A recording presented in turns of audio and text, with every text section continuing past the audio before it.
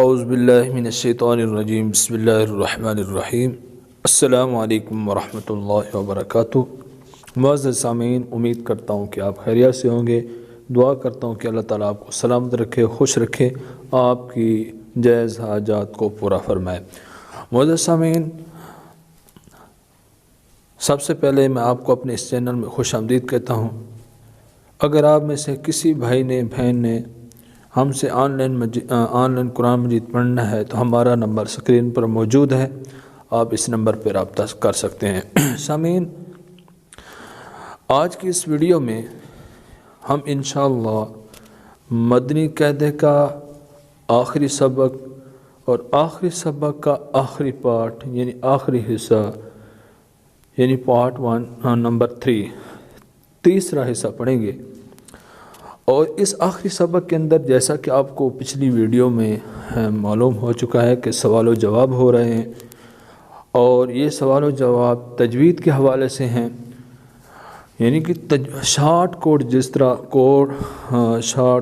جس طرح ہوتا ہے تجوید کا، یوں سمجھے کہ اس سبق کے اندر شارٹ کورس بتایا جا رہا ہے۔ معزز سامعین، آپ توجہ کریں، انشاءاللہ آپ کو بہت فائدہ ہوگا۔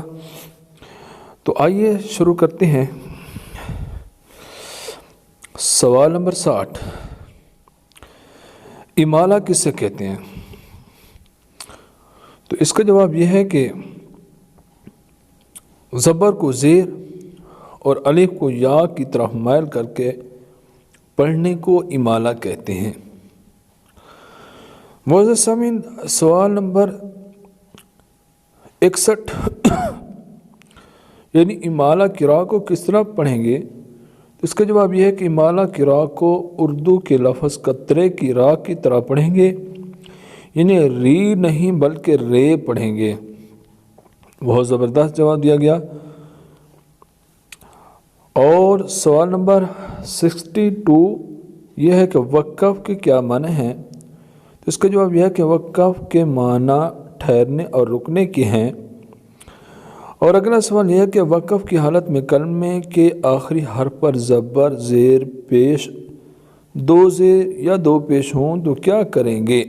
تو اس کا جواب یہ دیا گیا ہے کہ وقف کی حالت میں کلمے کے آخری حرف پر زبر زیر پیش، دو زیر یا دو پیش ہوں تو اس حرف کو ساکن کر دیں گے، یعنی کہ یہ جو چیزیں زبر زیر وغیرہ ساکن ہو جائیں گی۔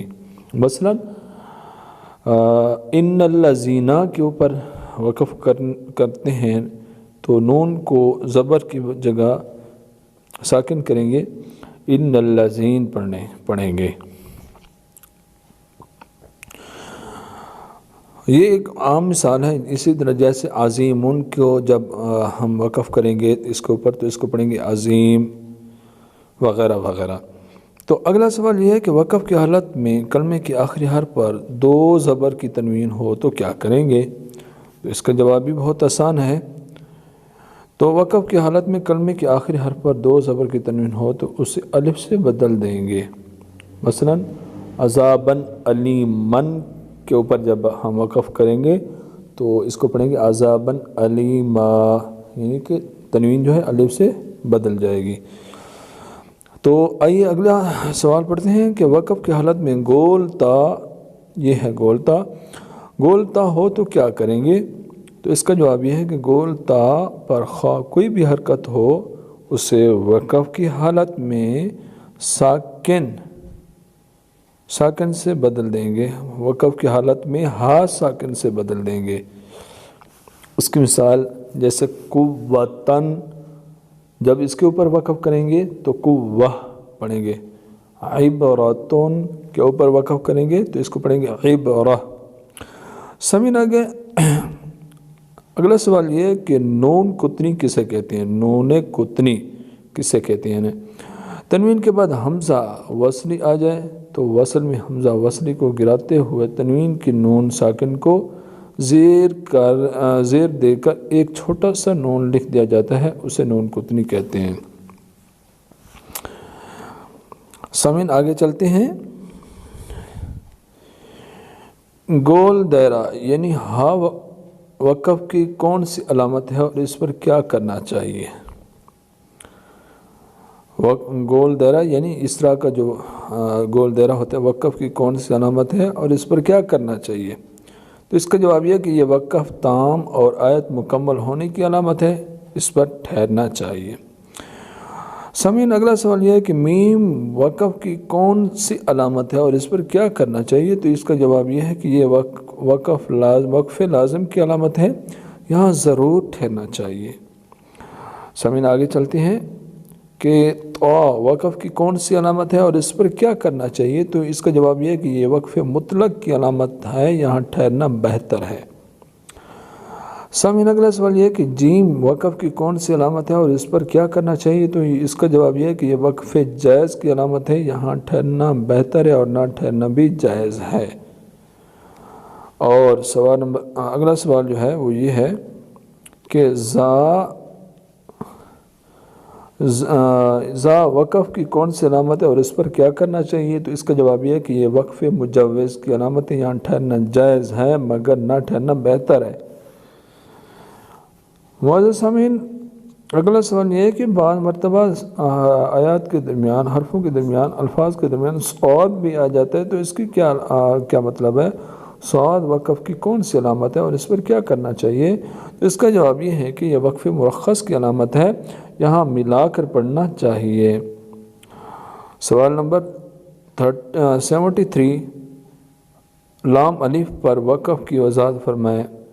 تو اس کا جواب یہ ہے کہ اگر آیت کے اوپر اس طرح کا لا لکھا ہوا ہو تو ٹھہرنے اور نہ ٹھہرنے میں اختلاف ہے، آیت کے علاوہ یعنی آیت کے درمیان میں لا لکھا ہوا ہو تو نہیں ٹھہریں گے۔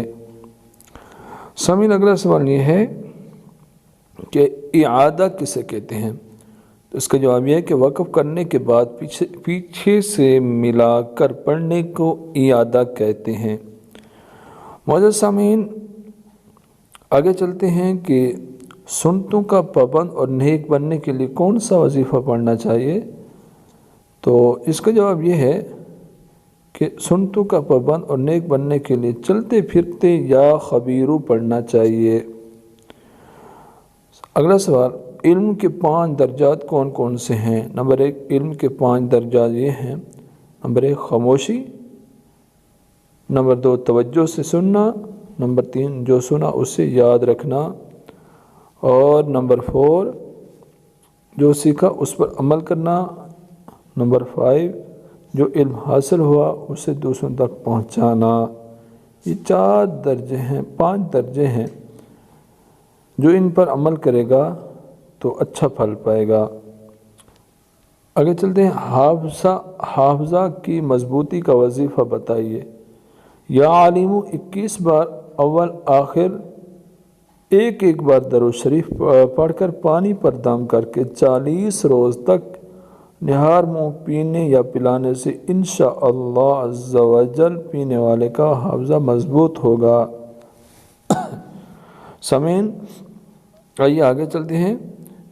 سبق یاد کرنے سے پہلے کون سی دعا پڑھنی چاہیے؟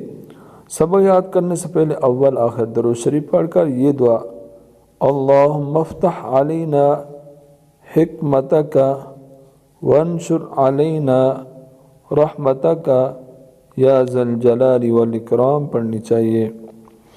وضو کے کتنے فرائض ہیں اور کون کون سے ہیں؟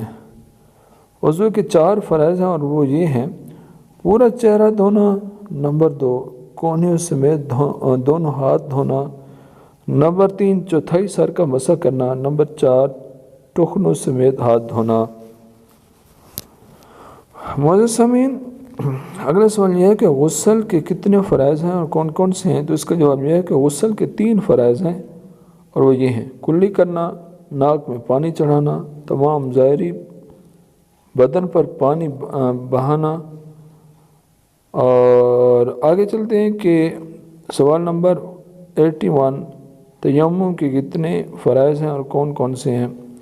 جواب یہ ہے کہ تیمم کے 3 فرائض ہیں اور وہ یہ ہیں: نیت، سارے منہ پر ہاتھ پھیرنا، نمبر 3 کونیوں سمیت دونوں ہاتھوں کا مسح کرنا۔